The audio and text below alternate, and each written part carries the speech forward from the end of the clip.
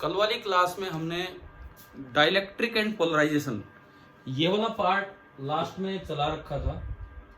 Dielectric and polarisation उसी को थोड़ा और आगे बढ़ाएंगे।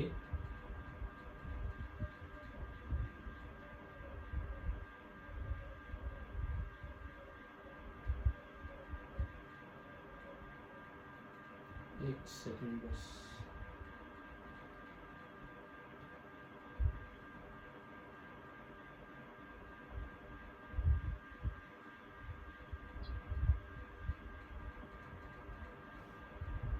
फिलहाल पार्टिसिपेंट्स हैं 31 means 29 students are present.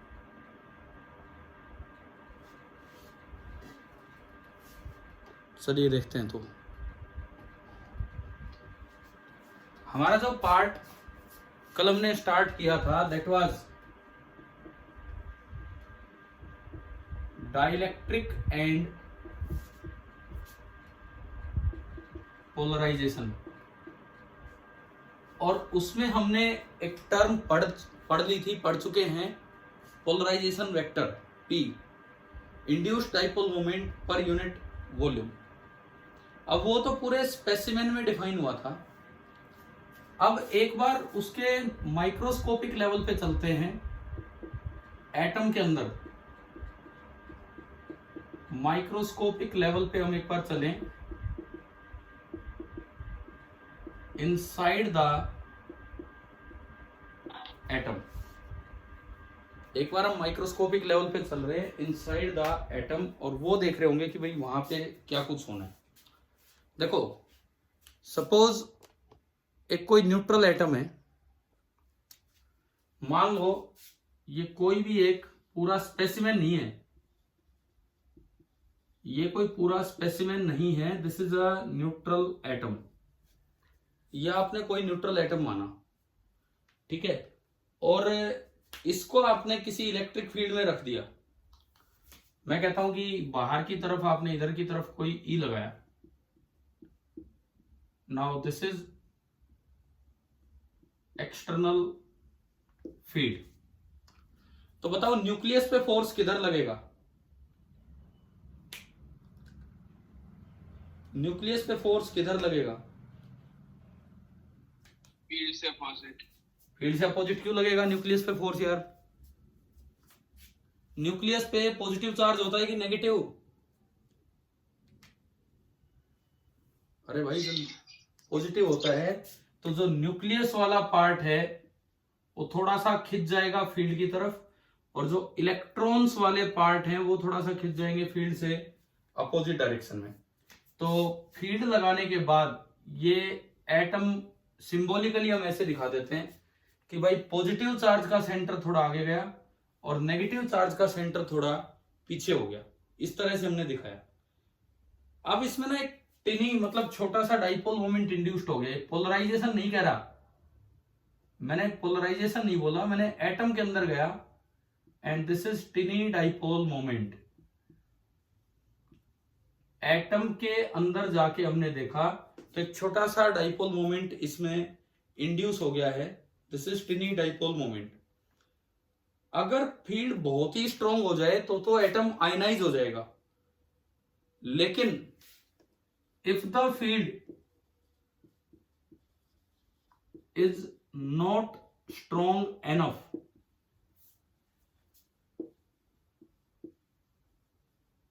to avoid ionization, if the field is not strong enough, इसका हमारा मतलब है कि हम आयनाइजेशन को अवॉइड कर रहे हैं, देन ये जो P होता है ये डायरेक्टली प्रोपोर्शनल होता है किसके? अप्लाइड फील्ड के। और ये जो P होता है, प्रोपोर्शनलिटी साइन जब हटाएंगे तो इक्वल टू आएगा और साथ में कांस्टेंट आएगा जिसको अल्फा बोला जाता है। P बराबर alpha E, where alpha is called atomic polarizability, where alpha is called atomic polarizability। तो आप एक बार ये माइक्रोस्कोपिक लेवल पे ये फॉर्मूला नोट कीजिए और इसकी SI यूनिट बताओ, अल्फा की खुद बनाओ क्या होगी, ये नोट कीजिए।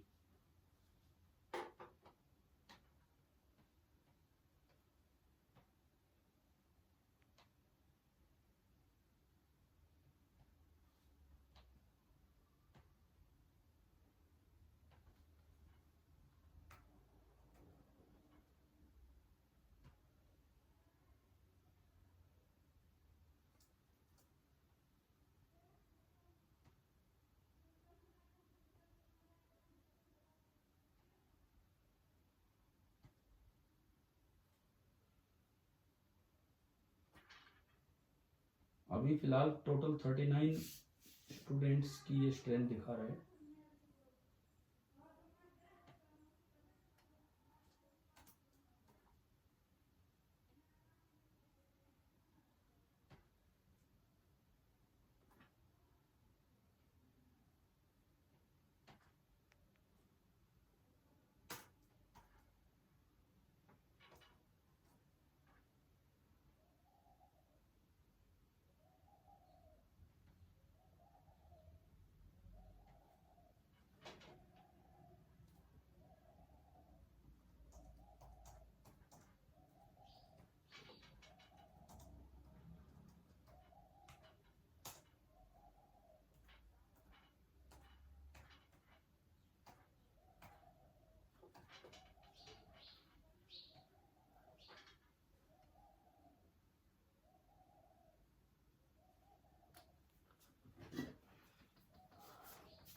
हाँ भाई, कर दिया है नोट। बताओ इस अल्फा की यूनिट बताओ। ये पी पोलराइजेशन नहीं है, पी डाइपोल मोमेंट है। और यहां से आप इस अल्फा की यूनिट बताएं कि क्या होगी।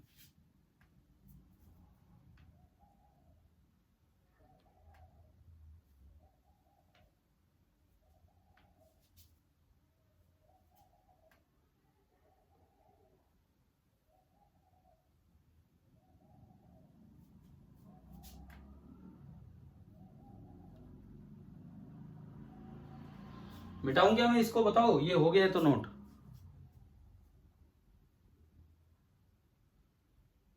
Yes sir. ठीक है।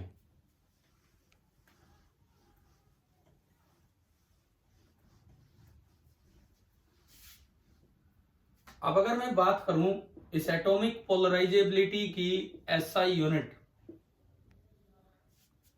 तो भाई अल्फा बराबर निकल के आ रहा है P बाई ई। अल्फा बराबर निकल के आ रहा है P बाई ई। तो अगर मैं इसकी एसआई यूनिट की बात करूं, डाइपोल मोमेंट है, ये पोलराइजेशन नहीं है, ये ध्यान रखना। डाइपोल मोमेंट की यूनिट क्या होती है? डाइपोल मोमेंट की यूनिट कूलाम मीटर, और इलेक्ट्रिक फील्ड की यूनिट न्यूटन पर कूलाम। तो ये बनी कूलाम, कूलाम का तो स्क्वायर हो गया, 1 मीटर और 1 न्यूटन इनवर्स। बताओ, बिल्कुल माइक्रोस्कोपिक लेवल पे आप गए तो एटॉमिक पोलराइजेबिलिटी की ये यूनिट है। समझ आ गया है? और हम इस अल्फा की बहुत डिटेल में नहीं जाते हैं, because the value of alpha depends on the detailed structure of atom. ये आप लिख लीजिए। अल्फा दरअसल एटम की बहुत बहुत बारीक चीजों पर डिपेंड करता है, तो वो तो हम नहीं देख रहे हैं यहाँ पे, बट आप ये लिख लीजिए।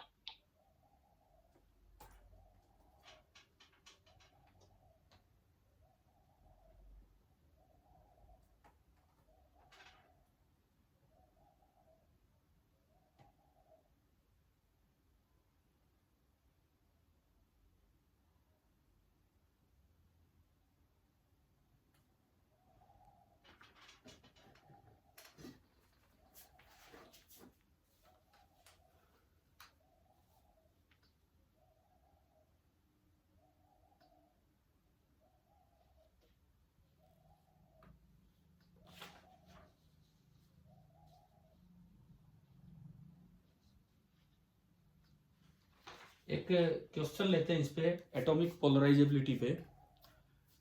चलो, ये लिख लिया होगा, ये तो थोड़ा सा ही काम था। देखिए,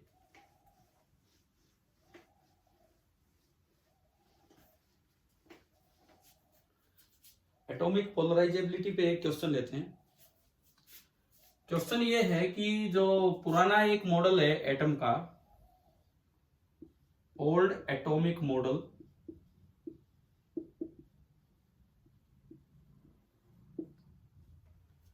वो कहता है कि सेंटर पे तो एक पॉइंट चार्ज न्यूक्लियस है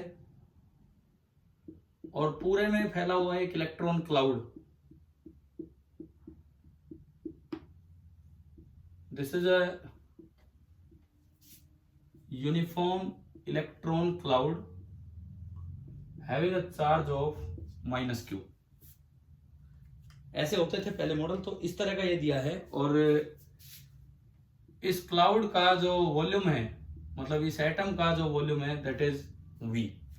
ये आपको दे रखा है।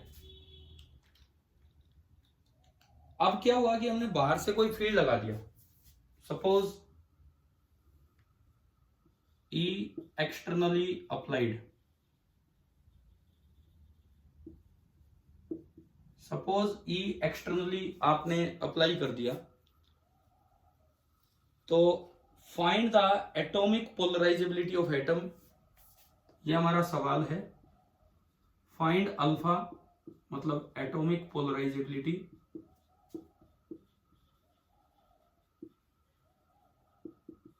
assuming that the electron cloud nearly maintains its spherical shape। ये कीजिए आप, electron cloud nearly maintains its spherical shape.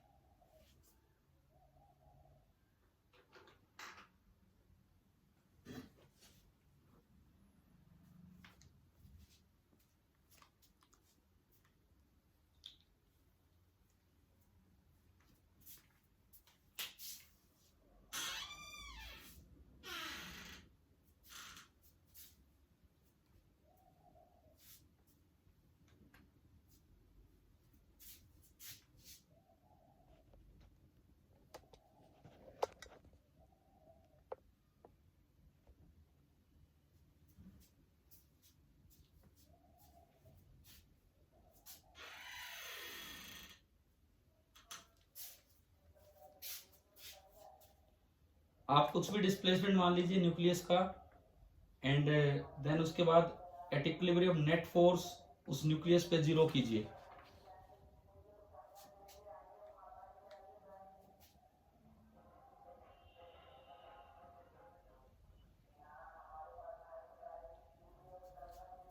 Answer मैं लिखता हूं,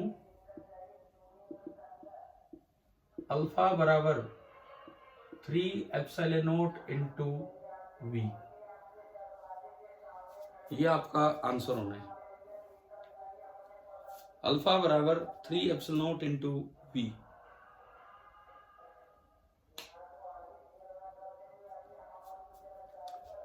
कैसे करें बताओ? देखिए, आप क्या करो कि एट इक्विलिब्रियम आप इसकी एक शेप मान लीजिए। भाई क्लाउड ने तो अभी भी स्फेरिकल शेप अपनी मेंटेन की है, एट इक्विलिब्रियम क्लाउड ने तो अपनी स्फेरिकल शेप को मेंटेन किया है, बट वो न्यूक्लियस जो है वो थोड़ा सा आगे शिफ्ट हो गया है। मान लो न्यूक्लियस अपनी जगह से d आगे शिफ्ट हो गया है, क्लाउड की शेप अभी भी ऑलमोस्ट वही है, मतलब स्मॉल डिस्प्लेसमेंट्स इन्वॉल्व है। ये है, इस तरह का कुछ काम हुआ है इसमें। आपने ये कब हुआ है? जब आपने बाहर से कोई फील्ड E लगा दिया। तो एट इक्विलिब्रियम इस न्यूक्लियस पे नेट फोर्स 0 होना है, तो एक तो फोर्स ये E लगाएगा इधर की तरफ, और ये E तो कितना फोर्स लगाएगा? Q into E। और एक फोर्स वो स्फेरिकल क्लाउड लगाएगा। स्फेरिकल क्लाउड नेगेटिव है, स्फेरिकल क्लाउड नेगेटिव है तो वो फोर्स इधर लगाएगा, और ये वाला फोर्स कितना होगा, ये वाला फोर्स होगा Q into field of the sphere. एक सॉलिड स्फीयर का फील्ड क्या होता है बताओ? एक सॉलिड स्फीयर का फील्ड r डिस्टेंस दूर होता था, K इंटू Q, ये माइनस Q है तो विदाउट साइन रखेंगे, r की वैल्यू d है, डिवाइडेड बाय रेडियस मैंने थोड़ी देर के लिए अज्यूम कर दिया कैपिटल R है, तो Q K Q D by R cube into, ये बराबर होगा Q इंटू E। बताइए क्या इतना समझ आ गया है क्या? हाँ भाई, इस न्यूक्लियस पे लगने वाले दो फोर्स आपको समझ आ गए हैं, क्या क्या हैं? बोलिए प्लीज। क्या ये न्यूक्लियस पे शिफ्ट होने के बाद जो दो फोर्स लगेंगे, एक तो एक्सटर्नल फील्ड लगा रहा होगा, और एक ये जो स्फीयरिकल क्लाउड है इसने भी तो फोर्स अपनी तरफ लगाया होगा। मुझे ये बताओ कि आपको दोनों फोर्स समझ आ गए कि नहीं आए? हाँ या ना कुछ जवाब दीजिए।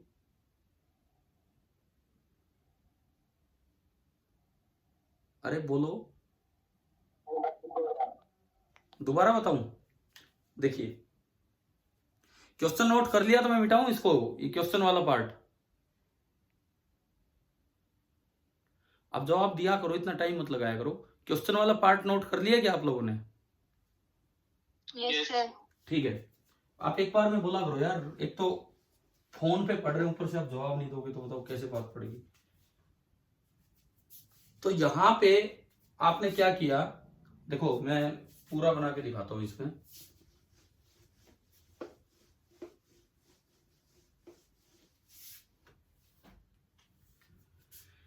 ये एक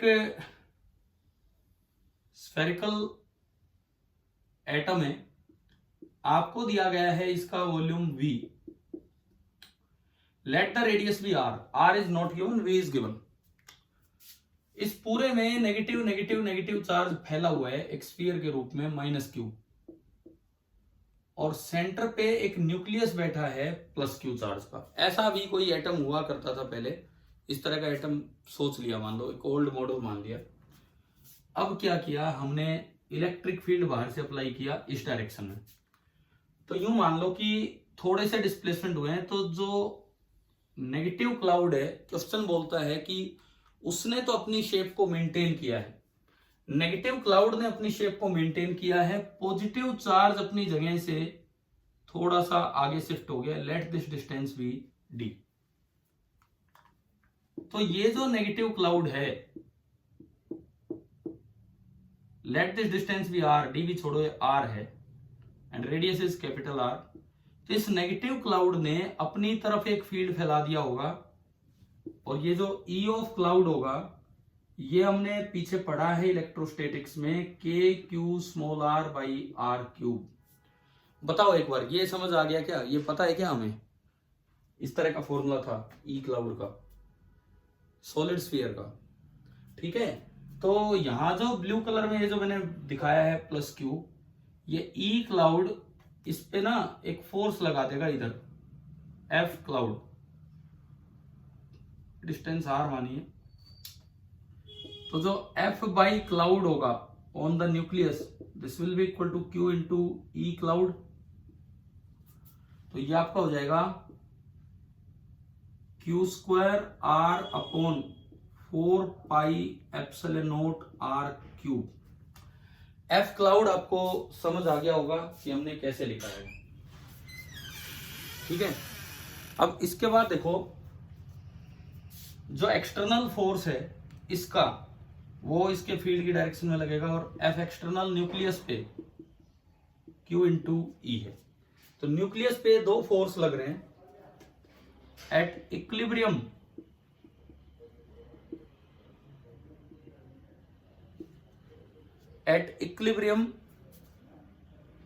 बैलेंसिंग द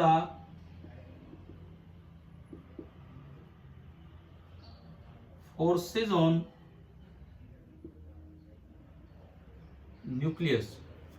तो भाई एक फोर्स उधर लगा, एक इधर लगा, तो आपने फोर्सेज को बैलेंस किया, तो Q square into R upon 4 pi epsilon naught R cube बराबर Q इंटू E। दोनों फोर्स को हमने बैलेंस कर दिया। एक क्यू से एक क्यू कैंसिल हो गया, एक क्यू से एक क्यू कैंसिल हो गया, और यहां से अगर आप देखते हो तो Q इंटू आर जो आया वो निकल के आ रहा है E 4 pi epsilon naught R cube. आगे अब जो स्फीयर का वॉल्यूम होगा, वॉल्यूम ऑफ द स्फीयर, मैं उसको लिख सकता हूं 4/3 पाई आर क्यूब।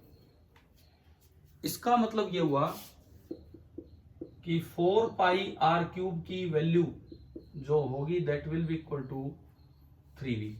तो 4 पाई आर क्यूब की जगह 3v रख दिया, और Q इंटू आर होगा induced dipole moment in the atom. तो Q into R is induced dipole moment in the atom, E एक एप्सिलॉन नॉट और 4 पाई आर क्यूब की जगह 3v। तो मुझे चाहिए अल्फा, तो हमने पढ़ा था P बराबर अल्फा E, तो अल्फा बराबर होगा P बाई E। P की वैल्यू आपने रखी तो अल्फा बराबर होगा E epsilon not 3v by E। E से E कट गया और जो अल्फा निकल के आया वो आ गया 3 एप्सिलॉन नॉट इंटू v। तो आज थोड़ा एटॉमिक लेवल पे जाके हम देख रहे हैं ये पोलराइजेशन क्या है और उस पर किस तरह का सवाल आ सकता है। आप बताओ ये समझ आया कि नहीं ये वाला क्वेश्चन? हाँ भाई क्या कह रहे हो? हाँ ये मैंने शुरू से बोल रखा है, पी पोलराइजेशन नहीं है। जब आप बिल्कुल वो स्पेसिमेन था, वो कल जो था वो पूरा स्पेसिमेन था। आज मैं एक एटम की बात कर रहा हूँ, एक एटम में इंड्यूस्ड डाइपोल मोमेंट है और वहां एक नई टर्म आई एटॉमिक पोलराइजेबिलिटी। अभी बताओ क्या सभी को क्लियर हो गया है? किस किस को क्लियर हो गया? कुछ यस सर नो सर कुछ जवाब दो बोल के। क्लियर है ना? ये दोबारा समझाना है? चलिए आप इसको नोट कर लीजिए, नोट कर लीजिए भाई इसको ना ढंग से।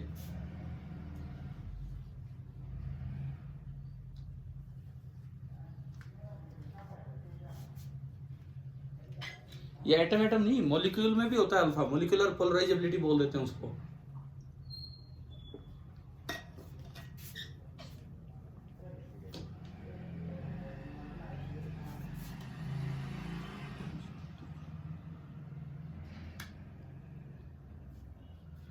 अगर मैं अल्फा फॉर CO2 की बात करूं, CO2 मॉलिक्यूल के लिए,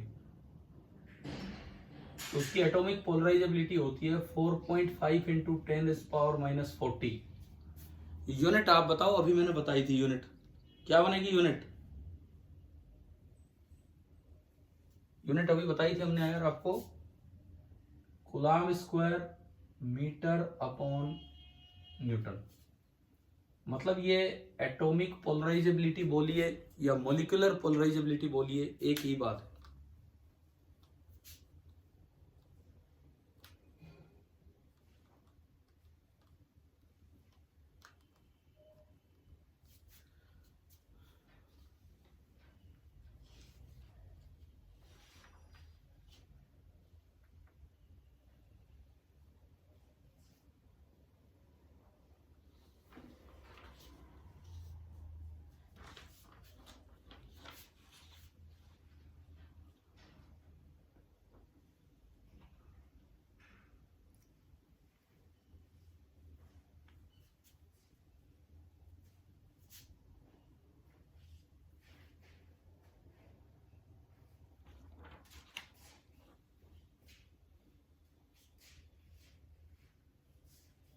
हो जाए नोट तो बता देना।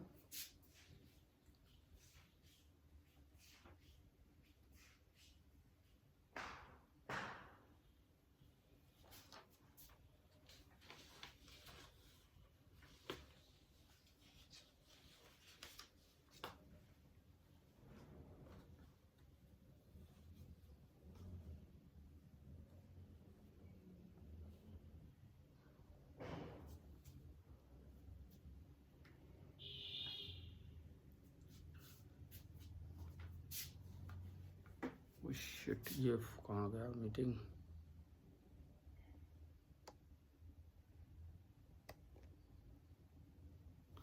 हाँ भाई हो गया note?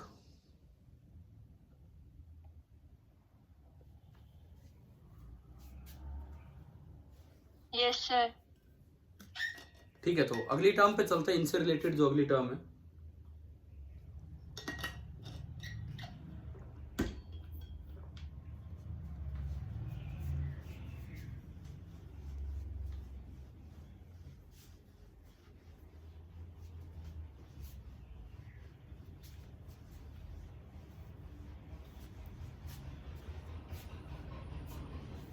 So our next term is electric susceptibility. Electric susceptibility, और इसका जो सिंबल होता है ये ग्रीक लेटर है जिसकी सिंबल का नाम है काई, CHI।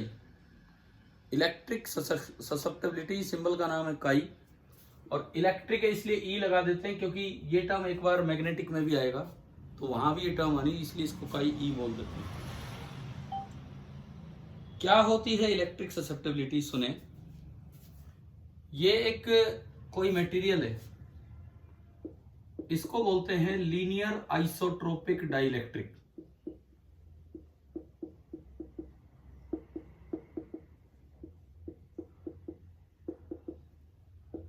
तो एक स्पेशल मटेरियल है जिसको हम बोल रहे हैं लीनियर आइसोट्रोपिक डाइलेक्ट्रिक। ये कौन से मटेरियल होते हैं कि आपने बाहर से कोई फील्ड अप्लाई किया E,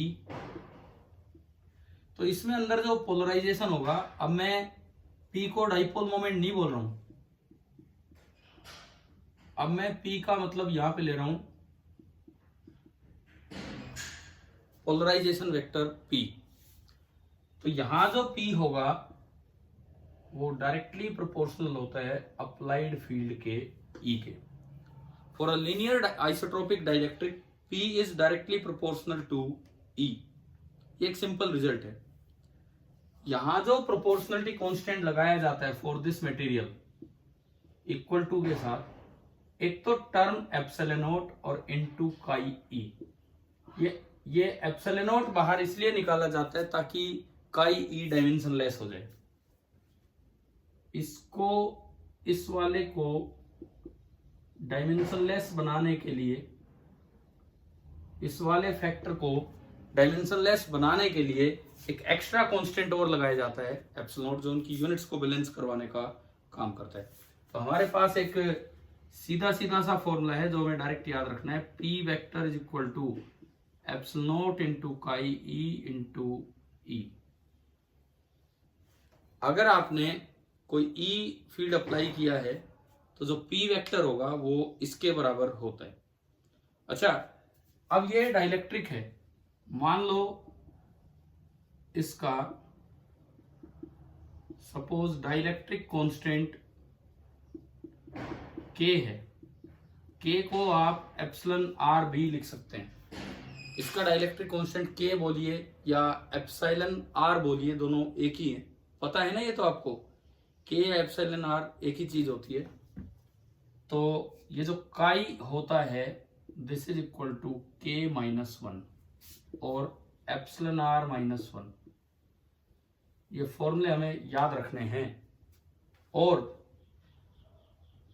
epsilon R is equal to 1 plus chi E। आपको पता होगा एप्सिलॉन R भी डायमेंशनलेस होता है, काई E भी डायमेंशनलेस होता है, तो ये यहां से डायमेंशनली सेटिस्फाई भी हो रही हैं ये चीजें। ठीक है, ये आप नोट कर लीजिए। तो इसी रिलेशन को अगर मैं काई को यहां पुट कर दूं तो इस इक्वेशन की एक और फॉर्म बन रही है, P vector is equal to epsilon naught into K minus 1 into E। ये हमें याद रखना चाहिए ये फॉर्मूला भी, epsilon naught into K minus 1 into E, ये फॉर्मूला याद रखना।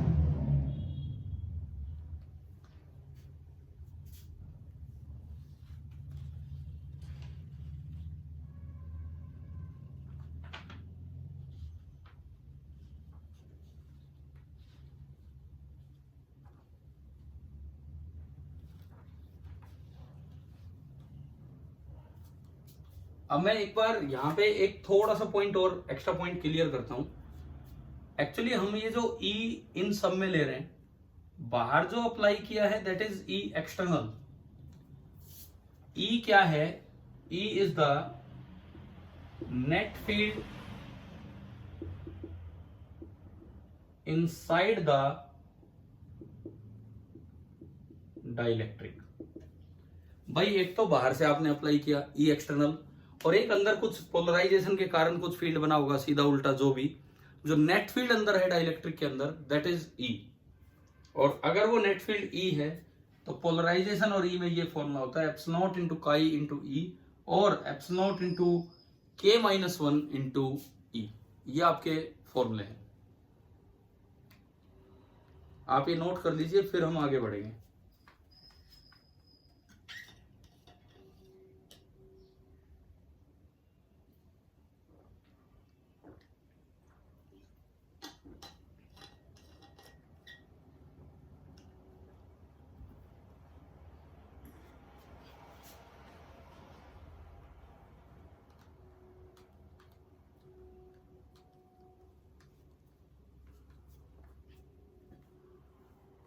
हाँ जी, हो गया नोट?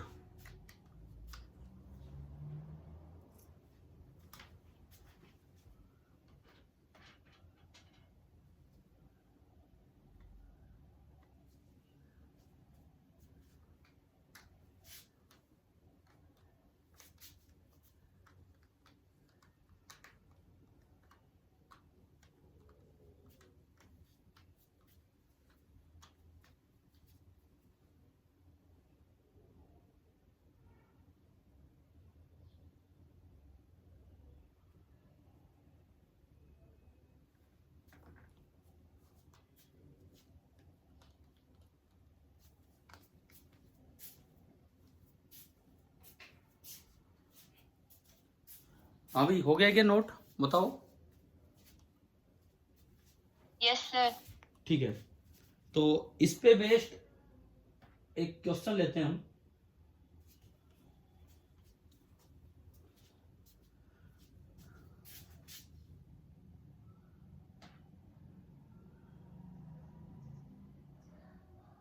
एक मिनट अभी लेते हैं बस।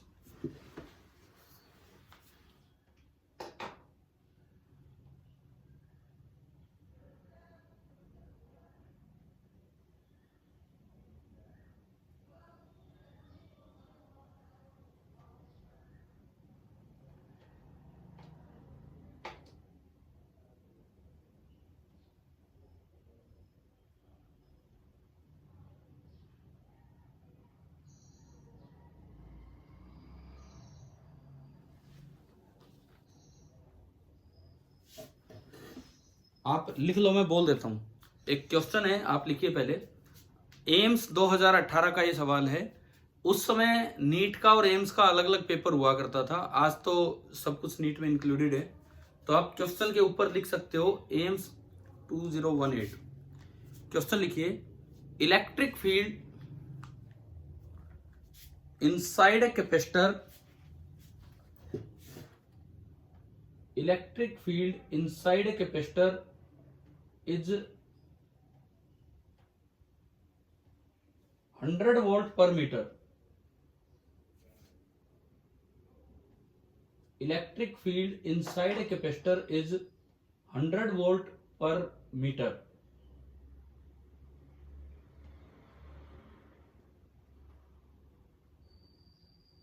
एक मिनट में बोलता हूं आगे। आगे लिखिए, and the dielectric constant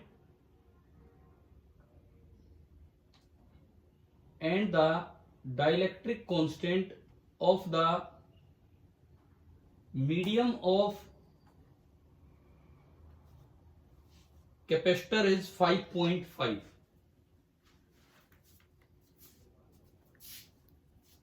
Find the polarization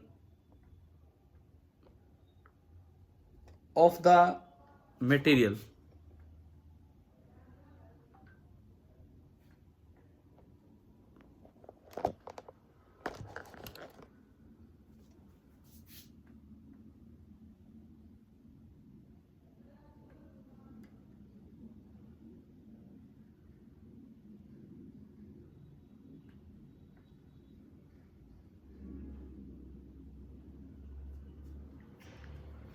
find the polarization of the material कीजिए। मैं बोर्ड पे लिख देता हूं मिटा के जो भी चीज हैं जो कि सवाल में पूछी गई हैं, दी गई हैं।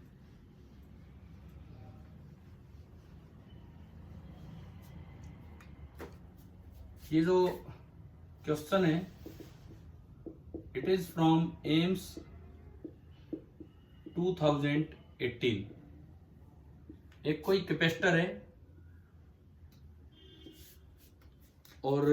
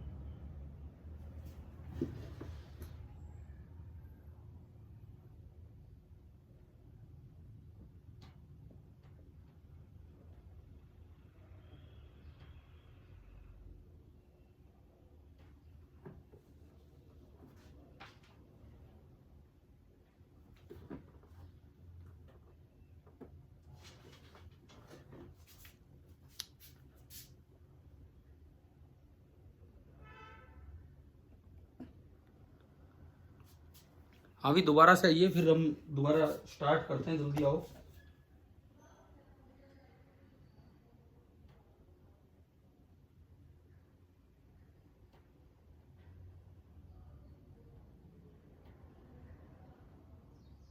क्वेश्चन रिपीट करना है। हाँ मैं करता हूँ, दोबारा से रिपीट करता हूँ, रुको।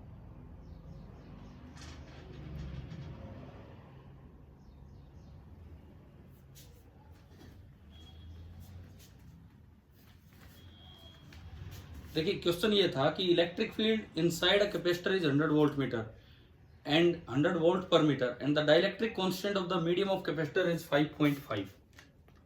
ये बोला गया है कि ये एक मीडियम है जिसका K दिया है 5.5 और इसके अंदर जो E बन रहा है that is 100 volt per metre. ये है आपका, है ना। और आपको बताना है कि find the polarization of the material. भाई ये चीजें गिवन हैं और टू फाइंड आपको निकालना है इसका पोलराइजेशन P क्या होगा। ये आपको बताना है कि पोलराइजेशन क्या होगा। देखो मैंने बोर्ड पे वो फॉर्मूला छोड़ दिया जो कि काम आना है।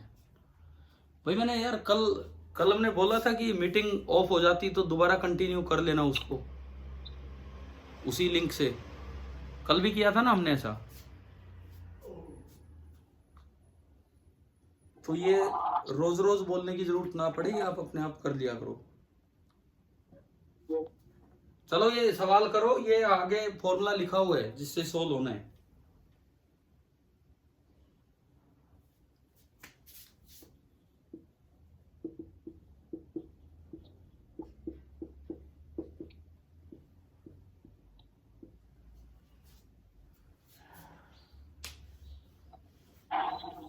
देखो क्या ये आ रहा है कि नहीं। देखिए मैंने बोर्ड पे आंसर लिख दिया है।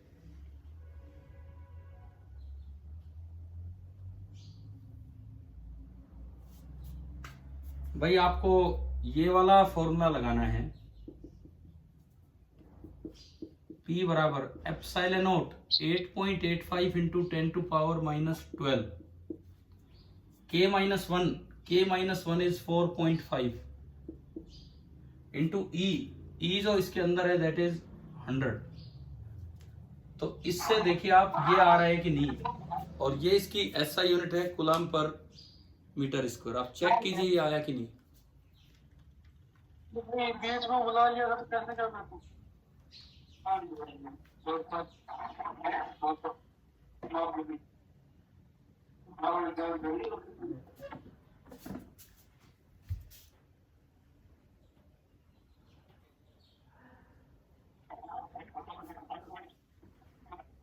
भाई ये किसका नाम आ रहा है? सचिन कुमार, आप प्लीज अपना ऑफ कीजिए, अनम्यूट म्यूट कीजिए अपने आप को।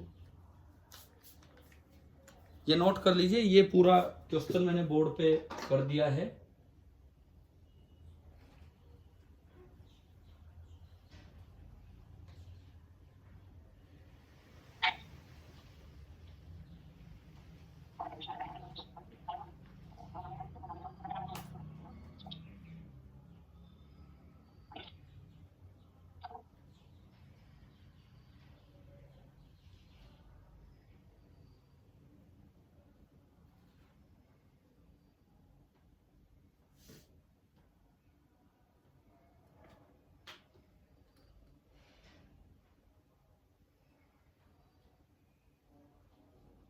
हाँ जी, चले आगे, नोट हो गया हो तो।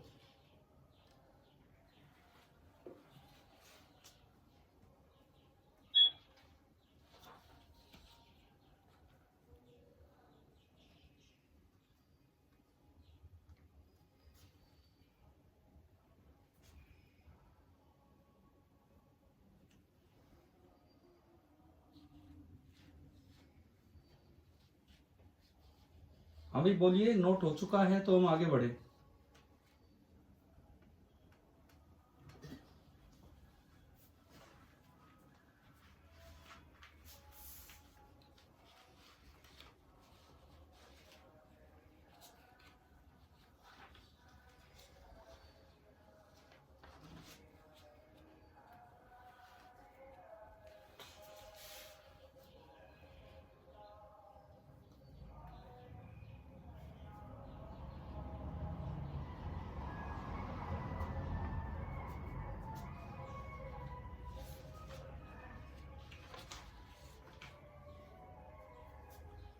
चलिए देखिए आगे बढ़ते हैं।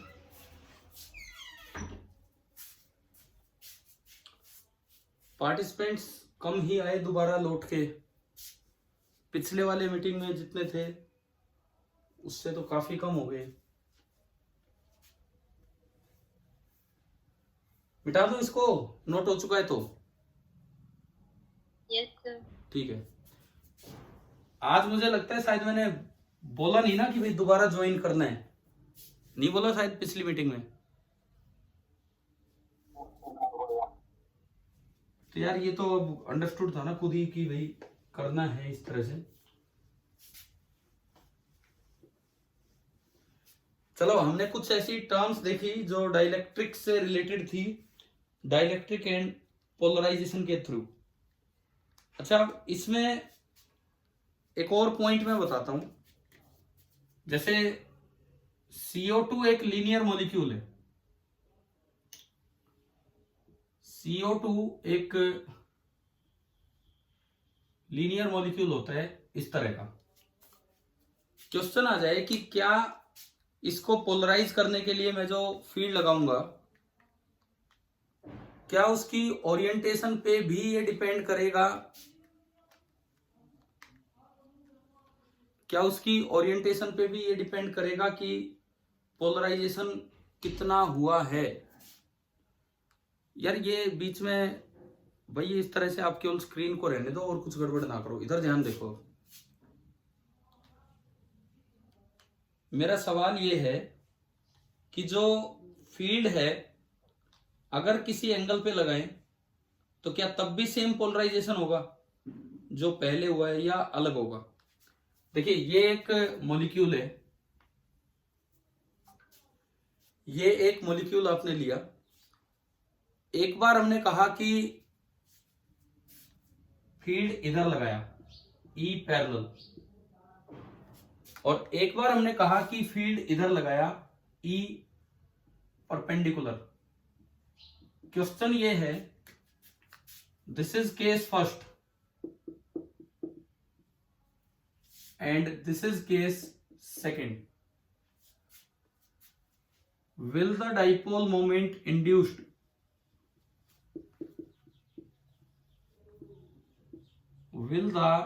dipole moment induced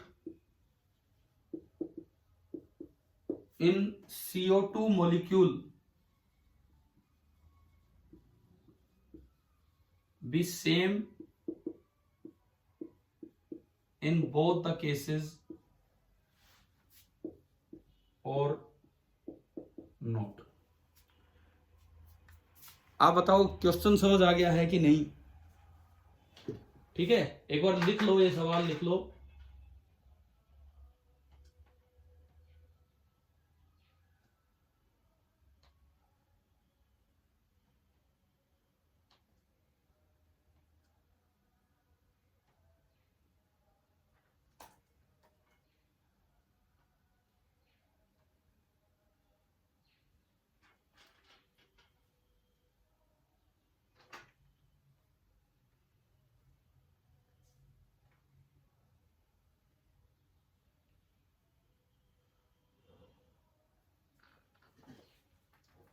देखो सुनो, इसका आंसर सुनिए।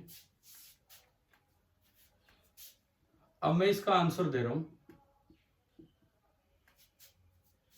P parallel will be more than P perpendicular. P parallel will be more than P perpendicular. क्या मतलब हुआ भाई इस बात का? जब आपने field along the direction of axis of molecule लगाया है तो P थोड़ा ज्यादा होगा, और अगर आपने फील्ड लगाया है उसके परपेंडिकुलर डायरेक्शन में तो फील्ड जो है वो थोड़ा कम होगा। एक्चुअली इसका रीजन सुनो, अल्फा पैरेलल ज्यादा होता है किससे? अल्फा परपेंडिकुलर से। जो पोलराइजेबिलिटी है एटम की, मॉलिक्यूल की, वो ज्यादा होती है। CO2 के लिए मैंने अभी थोड़ी देर पहले बताया था, अल्फा पैरेलल फॉर CO2 मतलब अल्फा बताया था 4.5 इंटू 10⁻⁻40 SI यूनिट्स में।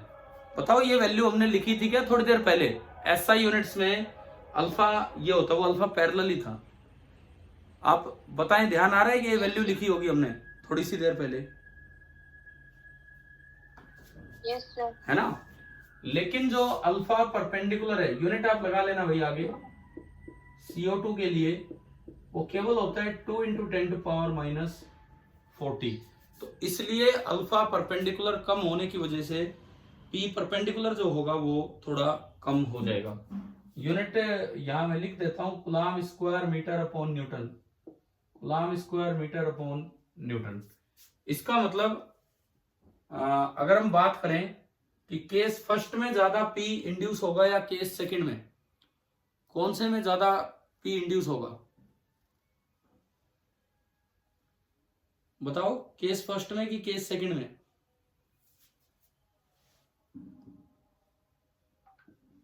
P induced in case first, ये जो ये वाला केस है, will be more than P induced in case second. आप ध्यान देना, स्मॉल p से मैं लिख रहा हूं, आप ये याद रखना, स्मॉल p जब भी मैं लिख रहा हूं that is dipole moment. Capital P जब भी मैं लिख रहा हूं दैट इज पोलराइजेशन। तो दोनों में थोड़ा थोड़ा सा फर्क है जिस पे आप ध्यान देना। ये कर लीजिए भाई नोट।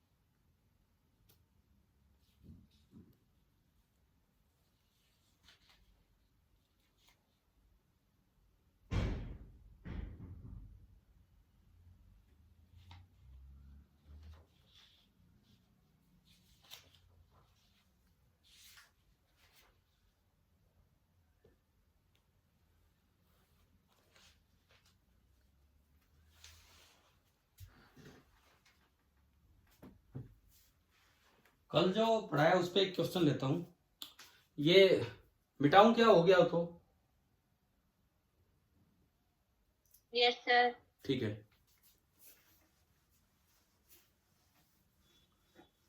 आज की इस क्लास का आखिरी सवाल हम ले रहे हैं।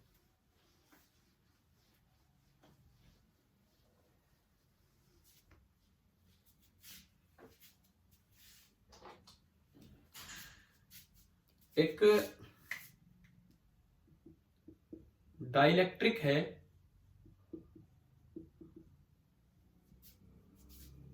इस तरह की शेप उसकी दे रखी है। अच्छा, आपको एक चीज समझ आई होगी कि ये डाइलेक्ट्रिक एंड पोलराइजेशन भी एक अलग पार्ट है पूरा, जो हमारे किसी टेस्ट में कवर नहीं हुआ। जो स्कूल की टेस्ट सीरीज है उसकी अभी तक किसी टेस्ट में कवर हुआ नहीं है, इस वाले पेपर में भी नहीं आए थे इस पे सवाल। ठीक है, आने में नहीं थे, कैपेसिटर ही डाल रखा था सिलेबस में। तो ये भी एक अच्छा पार्ट है, एटलीस्ट 2 लेक्चर जो हम इस पे ले रहे हैं एक अच्छा पार्ट है। तो आप सीख के चलें ढंग से कि भाई क्या है क्या नहीं। मान लो आपने इस डायरेक्शन में कोई ई लगा रखा है, जिससे कि इस लाइन के अलोंग एक पी हो गया, और जो पी है दैट इज यूनिफॉर्म। यहां मैं अगर परपेंडिकुलर बनाऊं तो उसने इस डायरेक्शन के साथ एंगल बनाया हुआ है थीटा, उस परपेंडिकुलर ने इस डायरेक्शन के साथ एंगल बनाया हुआ है थीटा। तो आपको यह बताना है कि ये जो ऑब्लिक सरफेस है, ऑब्लिक कट यहां पे है, oblique surface, find induced surface charge density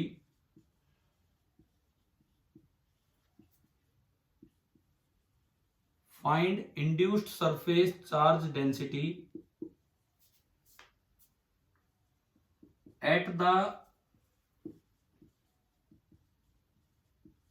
oblique surface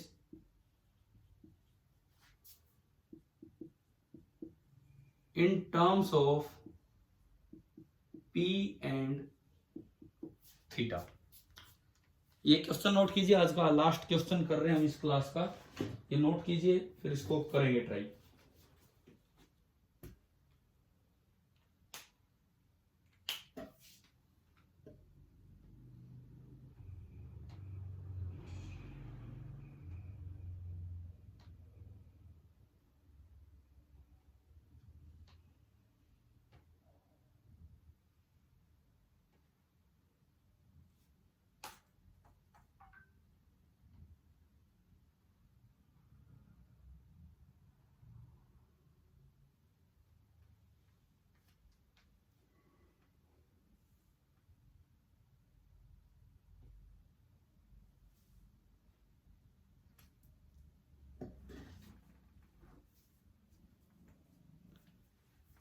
हाँ भाई, लिख लिया?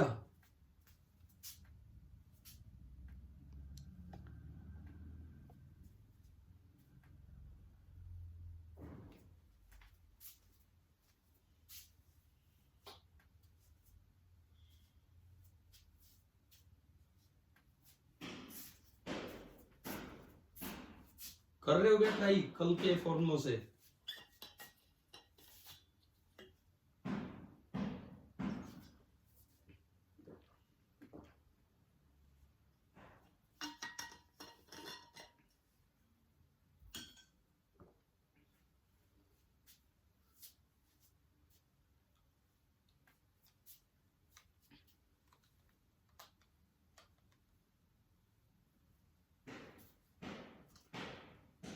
चलिए करते हैं स्टार्ट, सॉल्यूशन देखते हैं हम इसका।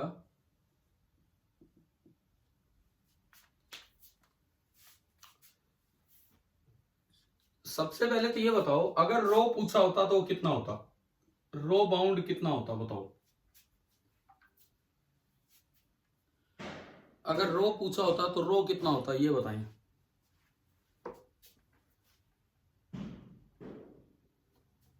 अरे यार, कल मैंने एनसीईआरटी से एक लाइन भी पढ़वाई थी आपको, अगर पी यूनिफॉर्म हो तो रो कितना होता है, रो बाउंड, बोलिए। जीरो। जीरो, क्योंकि वो डाइवर्जेंस जीरो हो जाता है। तो रो बाउंड हमसे पूछा नहीं है, बट अगर पूछा होता तो वो जीरो होता। अब एक सरफेस पे उन्होंने सिग्मा पूछ लिया, सरफेस चार्ज डेंसिटी। तो आपने ये सरफेस बनाई, ये आपने सरफेस बनाई। आपको याद होना चाहिए कि इस पे ना एक नॉर्मल यूनिट वेक्टर बनाना होता है आउटवर्ड नॉर्मल के अलोंग, और इन्होंने जो दिखाया है वो ये वाली डायरेक्शन दिखाई है आउटवर्ड नॉर्मल। तो सबसे पहले हम इस डायरेक्शन में एक वेक्टर बनाएं, that is n cap, outward normal vector n cap. अब मैं पोलराइजेशन वेक्टर दिखाऊं तो वो यूनिफॉर्म है, सरफेस पे भी वही है। तो ये आपका हो गया वेक्टर पी। अब अगर मैं इनके बीच के एंगल की बात करूं तो बताओ एन कैप और पी के बीच का एंगल क्वेश्चन ने कितना दिखा रखा है, वो दिखाओ आप मुझे। बताओ एन कैप और पी के बीच का एंगल क्वेश्चन ने कितना दिखाया हुआ है, वो बताएं।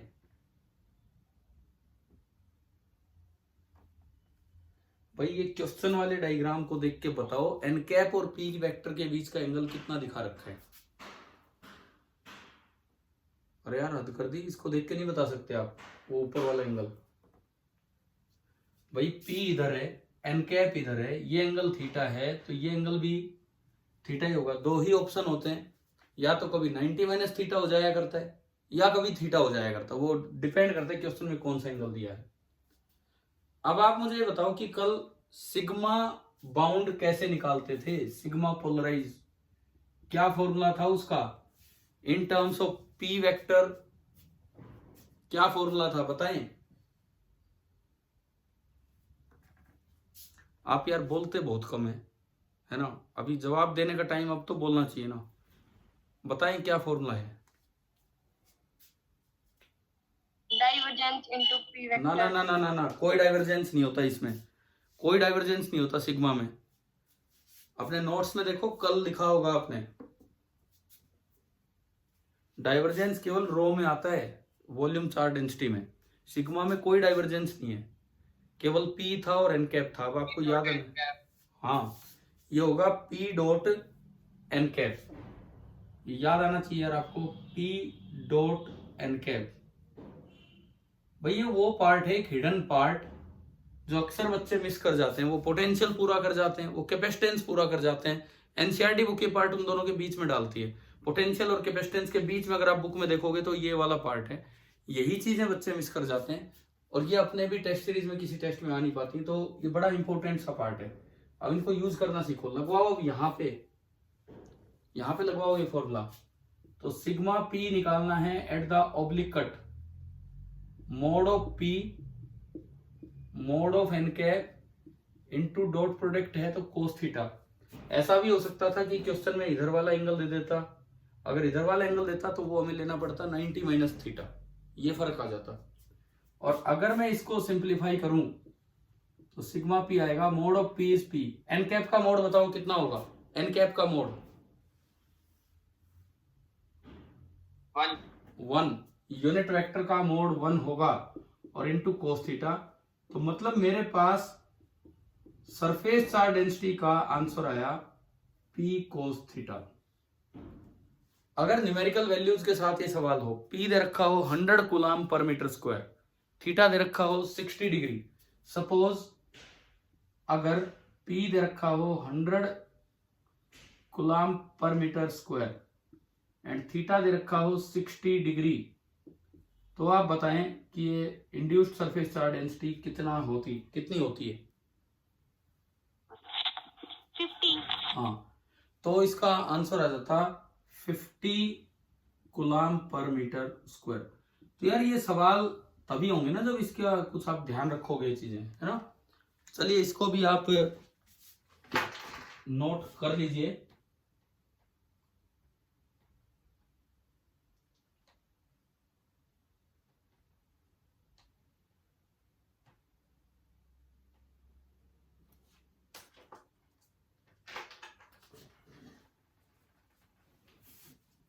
ठीक है भाई, आज की क्लास करें हो अगर ये नोट हो गया हो तो।